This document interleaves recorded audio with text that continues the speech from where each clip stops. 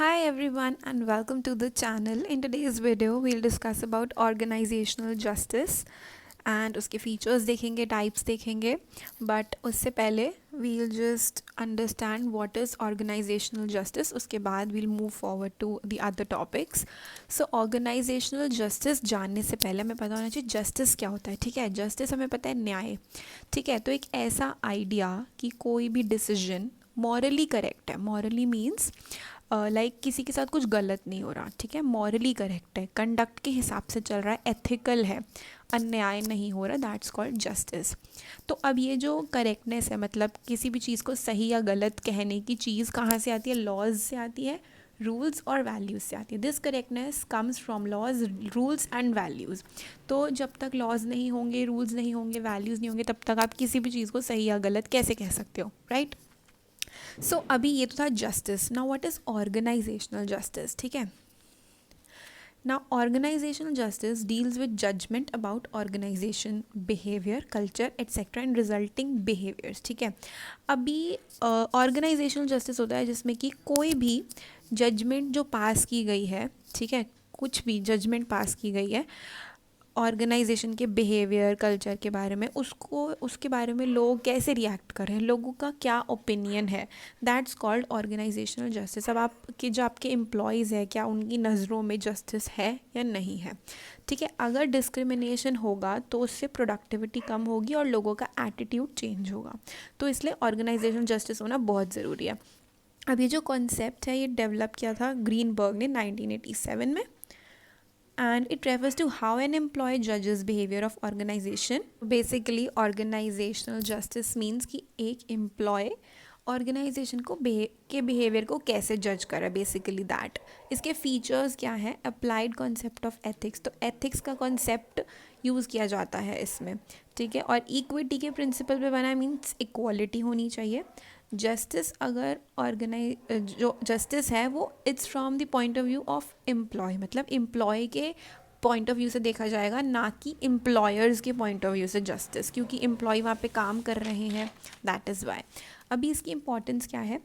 जो एम्प्लॉय का बिहेवियर है ना, उसमें ऑल्ट्रेशन की जा सकती है इस कॉन्सेप्ट की वजह से. लाइक अगर जस्टिस को स्टडी किया जाएगा तो एम्प्लॉयज़ अपनी प्रॉब्लम्स बता पाएंगे, है ना, एंड उनके जो भी प्रॉब्लम होगी उसे सॉल्व किया जा सकता है, ठीक है, टाइम पे. और उससे क्या होगा? एम्प्लॉयज़ इमोशनली परेशान भी नहीं रहेंगे.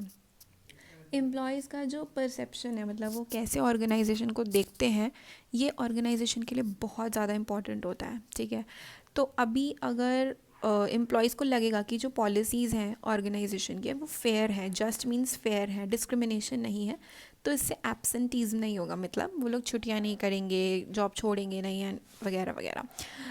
एथिकल कल्चर को प्रमोट करता है, एथिक्स बने रहते हैं, ट्रस्ट बना रहता है सुपीरियर के साथ, एंड ऑर्गेनाइजेशन जो है वो अनएथिकल प्रैक्टिस जैसे लाइक कोर्ट में कोई केस हो गया, इन सब चीज़ों से बचा रहता है. अभी है टाइप्स ऑफ ऑर्गेनाइजेशनल जस्टिस. सबसे पहले है डिस्ट्रीब्यूटिव जस्टिस. डिस्ट्रीब्यूटिव जस्टिस क्या होता है? With the point of view of employees. ठीक है, तो एक एम्प्लॉय डिस्ट्रीब्यूटिव जस्टिस को तब मानता है जब उसके हिसाब से रिसोर्सेज जो हैं वो इक्वली डिस्ट्रीब्यूटेड है.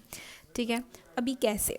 This justice is felt when outcomes are equally useful for all. Like जो भी डिसीजन लिया गया है, जो भी आउटकम निकला है किसी भी सिचुएशन का, वो हर किसी के लिए इक्वली यूजफुल है. जैसे इसका प्रिंसिपल है, जैसे नीड, इक्वालिटी एंड इक्विटी. अभी कैसे? Let me tell you. Equity means उनके हिसाब से डिस्ट्रीब्यूटिव जस्टिस में इक्विटी ऐसे होती है जब हर इंसान को उसके काम के हिसाब से पे किया जाता है. ठीक है, जितना उसने काम किया उसके हिसाब से उसको पे किया गया. इक्वालिटी, अगर दो लोगों ने सेम काम किया है तो उनको सेम पैसा दिया जाएगा. ठीक है, तो उनके लिए इक्वालिटी होता है. नीड, एम्प्लॉयज़ की जो पर्सनल नीड्स हैं उसका ध्यान रखा जाता है. अगर ये सब चीज़ें फुलफ़िल होती हैं तो उनके हिसाब से डिस्ट्रीब्यूटिव जस्टिस फॉलो होता है. ठीक है, so basically distributive justice deals with fair outcomes. Fair outcome होनी चाहिए. Next is procedural justice. ये आता है after distributive justice is fair. अगर उनको लगता है this is fair, then procedural वाला आता है. When employees feel their voice is respected in procedure.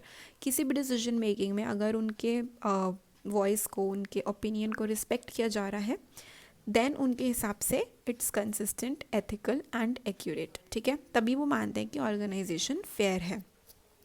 इसके प्रिंसिपल्स हैं एथिक्स, एथिक्स होने चाहिए correction, representation, accuracy, lack of bias and consistency.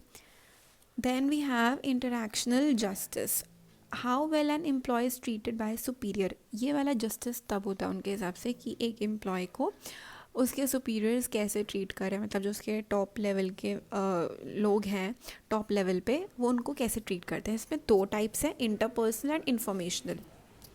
Interpersonal means employees को इज्जत दी जाती है, कर्टसी दी जाती है, सो ये होता है इंटरपर्सनल। और इन्फॉर्मेशन होता है हर एम्प्लॉय को इक्वल इन्फॉर्मेशन दी जाती है, लाइक मीटिंग्स के बारे में, गोल्स के बारे में, रिस्पॉन्सिबिलिटी के बारे में, जब सबको सेम इन्फॉर्मेशन दी जाती है, विच मीन्स उनके लिए इन्फॉर्मेशन जस्टिस है, ठीक है। There then employee thinks it as just organization. तो एक एम्प्लॉय ऑर्गेनाइजेशन को जस्ट मीन्स फेयर तभी कहता है जब ये सब चीज़ें उसको अवेलेबल की जाती है, ये सारी नीड्स प्रोवाइड की जाती हैं उसको। So yeah that's it for today's video, I will see you soon in my next one. Thank you so much for watching, bye bye.